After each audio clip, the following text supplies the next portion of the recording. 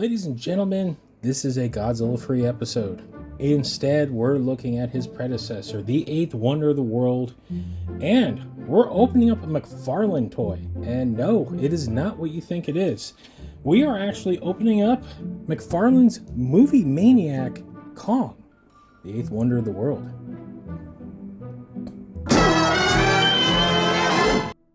Now, if you're a child of the 90s like I am, McFarlane was the shiznit. I'm using that word. I grew up on McFarlane's toys. They were a game changer. It would be hard pressed to find anybody that would not argue that McFarlane is mostly responsible for the modern toy culture that we have today. Right place, right time, but also the fact that Todd himself was a giant nerd, and hell, his actual first commercial for what was originally Todd Toys was basically him saying, I don't like how action figures are made, so I'm gonna make my own. And he did.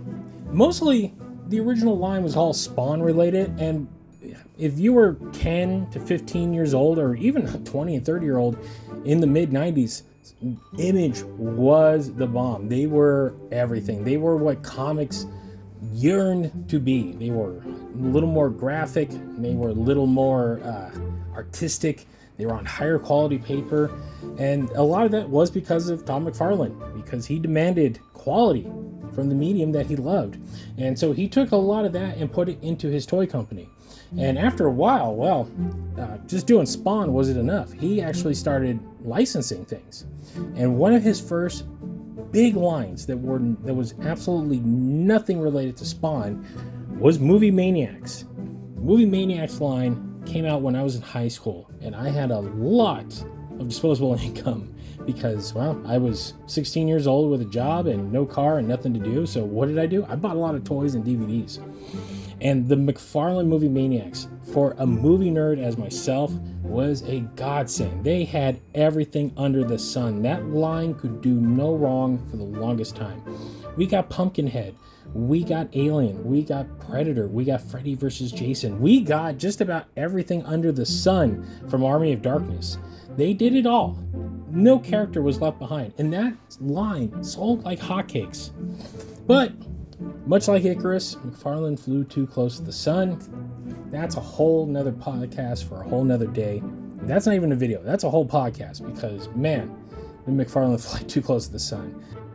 He's come back around. He's been making high quality toys. Say what you will about the DC line. I personally love them. Is it perfect? No. It's a lot better than what Mattel did.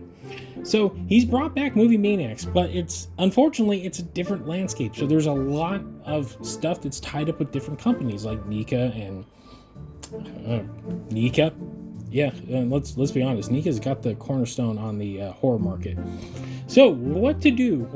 Well, he's doing this kind of line where it's not quite an action figure, and it's a little more in line with what he was doing in the later 90s and early 2000s.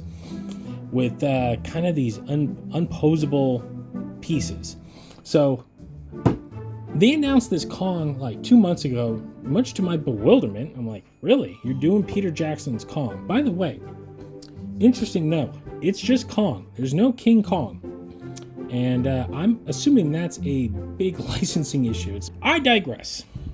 So this McFarlane Movie Maniacs Kong had my interest piqued, and especially because it's based on the Peter Jackson King Kong.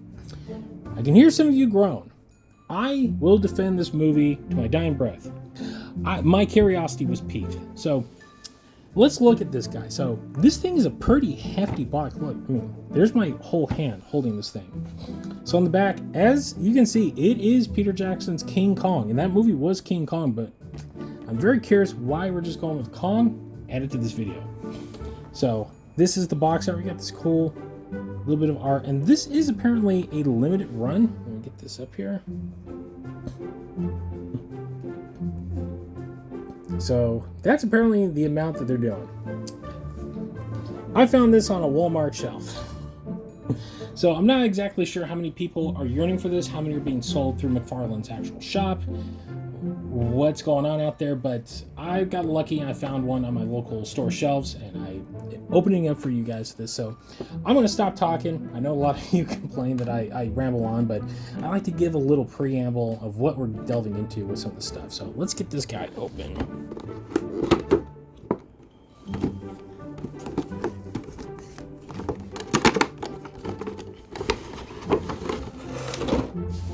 What do we got on the back here?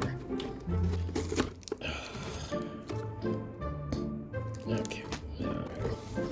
I kind of enjoyed that they actually put a background in there. Packaging is a big deal to me. I'll give McFarlane credit. When they want to do it, they can do it right. So let's move that away. Well, actually, hold on. This does say that this comes with poster and bonus items. There's the bonus items in question. We'll get to these in a minute. Let's get to the actual figure here. So here he is, and of course he is strapped in. Is he tied up? All right. Put that to the side. All right, there we go. So this is about 6-inch figurine. It is clearly unmovable. It is a action figure. Let's get a closer look here. So the sculpt is actually pretty badass. I do love this design of Kong. I like angry Kong. Much smaller Kong. You know, he's not the Monsterverse size. He's got battle damage. You know, this is a Kong that's seen some stuff. You know, he's got PTSD from fighting for survival day in and day out. So it's got this base right here.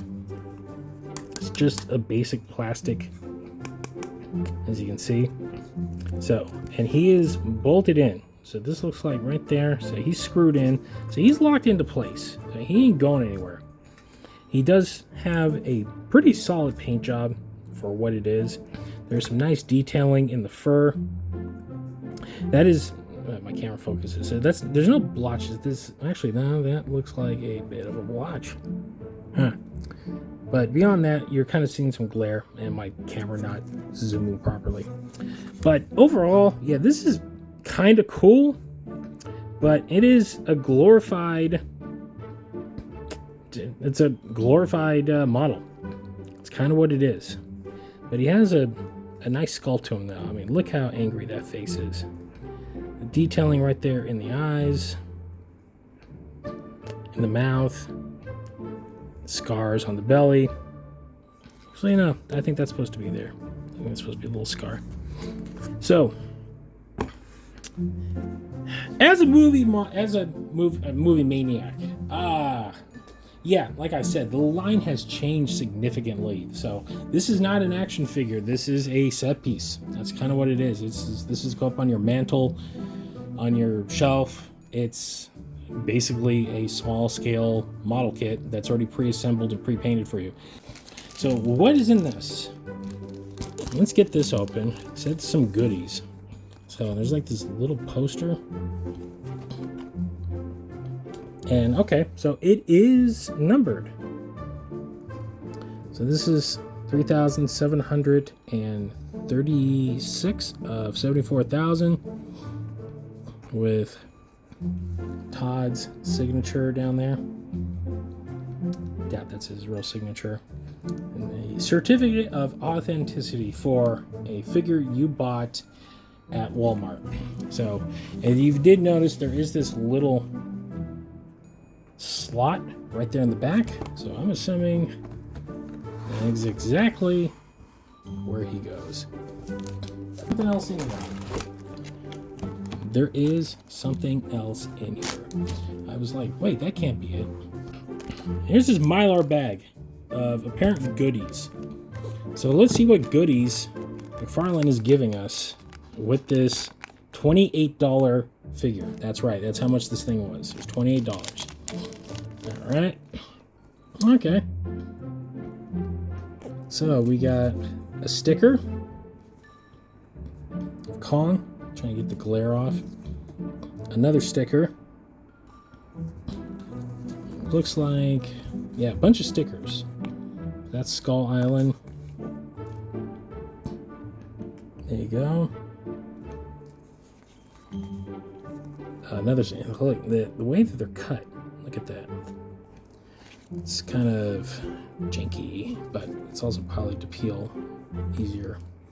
And oh, this is interesting. So this is Kong's original look before they changed him. So Kong had a much more stout look, a fatter face, in the original press release of his design before, like a year before the movie came out.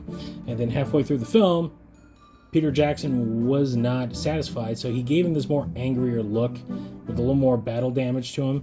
So this is, I'm actually surprised they included this. So this is actually kind of cool. This is a cool little deep cuts piece. So as you can compare and contrast, there's the Kong we got, and there's the Kong we almost got. So that's the, let me give you some stickers. That's kind of cool. So again, this thing is $28. Is that worth it? It depends on how big of a King Kong fan you are, especially the Peter Jackson King Kong. I know there are fans of it out there. I know there's a lot of people I know that have those sideshow pieces, but $28, it's asking quite a bit. I'm going to be honest. Again, I've enjoyed what McFarlane's been doing lately. But this is, I mean, they're kind of fooling you on how big the box is. So, if this was $21, even $20, get that out of the way. Sure, I would say go sick. But for nearly $30, I would argue maybe wait, because I got a feeling that these probably won't sell through. And, find it on clearance. Price point, I can't highly recommend this thing. It's cool. If it was $20, yeah, perfect. But, for a basically just a mini statue that's made out of plastic, yeah, that's a hard sell. That is a hard sell for me.